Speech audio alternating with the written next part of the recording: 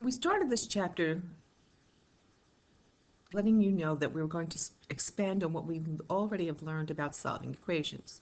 We'll try a couple before we start our next lesson, which is the equations with variables on each side. And since we've already touched upon this, let's see what you remember.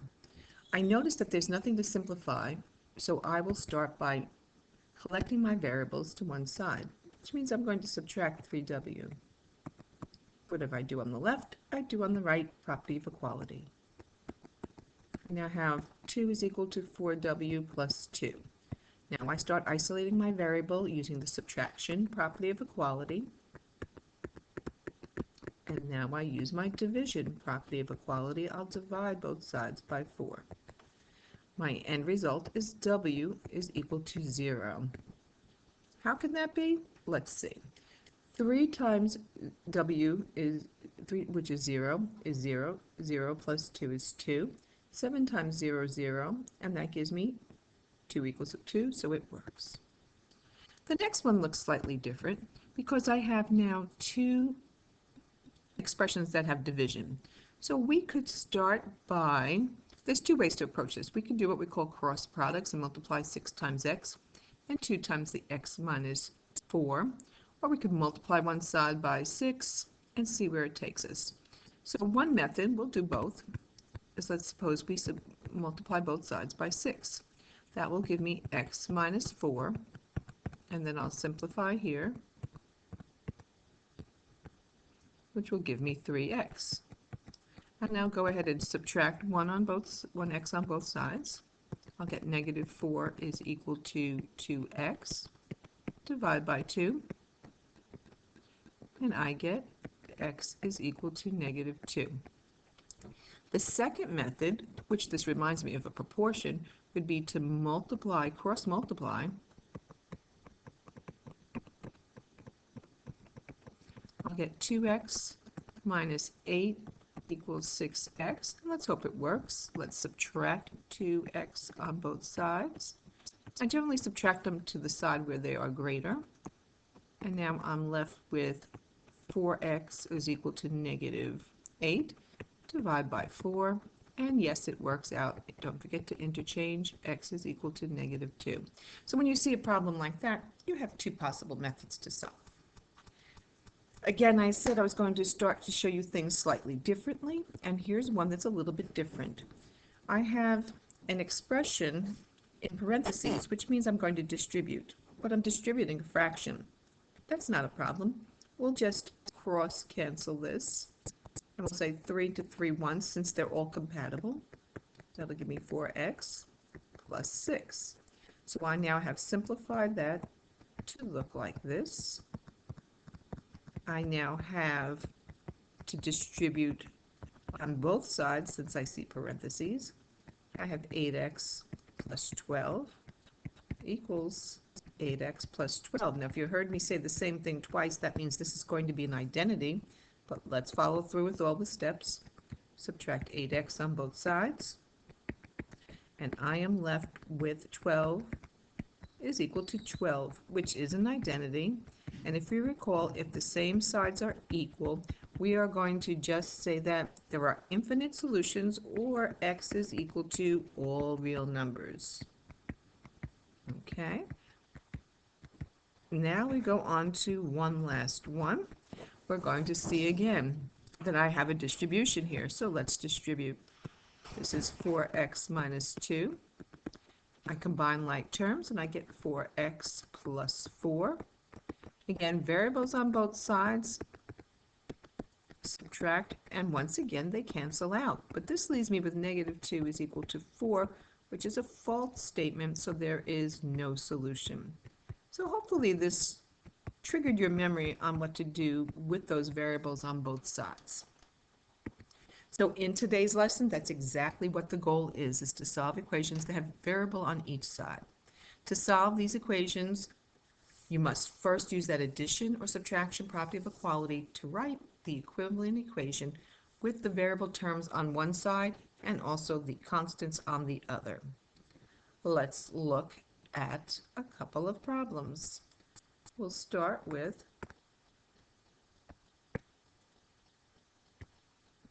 Okay. 2 plus 5x equals 3x minus 6. Well, there's nothing to simplify, no parentheses, no like terms. Remember, this breaks it up into two parts here, so that if I'm looking at that as two parts, if the variables are on opposite sides, that means I want to collect them to one side. What will I do? Subtract 3x. That simplifies to 2 plus 3x equals negative 6. I now have two inverse operations. We'll subtract 2 on both sides. That gives me 2x equals negative 8. And lastly, divide by 2.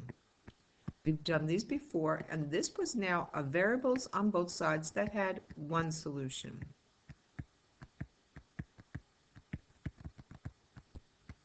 On to the next. 5x plus 2 equals 6 minus 7x. Again, variables on both sides. Let's collect them to the side where they're greater. Well, 5x is greater than a negative 7x, so I'm going to add 7x to both sides. That will give me 12x plus 2 equals 6. Go ahead and subtract 2 on both sides. That gives me 12x is equal to 4. Let's divide both sides by 12. Be careful with this one because this one comes out to be a fraction. You just simplify 4 into 4 once, 4 into 12, 3. So again, we're seeing different end results. I'm seeing things where I need to deal with fractions. On to my next. You recall from the opening slide that some equations have no solution, which means there is no value of the variable that will result in a true equation. And we're also going to have these identities that says that any value will be making that a true statement. So I want you to try these two, and again, you need to simplify first before you can go ahead and solve. We'll do a couple more in class together, but I wanted to get to an application today. I wanted to first give you the steps that summarizes what you need to do with the multi-step equations, and then from there, I want to, in this problem, we are going to look at a geometry application. More importantly, we're going to be looking at the need to set up an equation in order to solve it. So we want to find the value of x so that the figures have the same area. Well, area, as you know, of a rectangle is length times width. They've told me that the one on the left has an area of 10 centimeters times some unknown, so that's 10x. We don't know what that variable is. On the second one, we see that this length is 3 plus x more, so this is 3 plus x. And we know that the width is 4 centimeters. So the area of the first rectangle is 10x, 10 times x, because that's the length times width. And the area of the second is going to be 6 times 3 plus x. So the first thing is that since we want them to be equal, we set up the equation. The first one equal to the second. And then we go ahead and solve. But what if this was a multiple choice question? What if we have possible values? And this would go into our standardized testing when you take SATs, PSATs, and ACTs. They give you some multiple choice, and once in a while on a classroom test as well. So let's take a look. How would I approach this problem if I didn't want to actually solve it?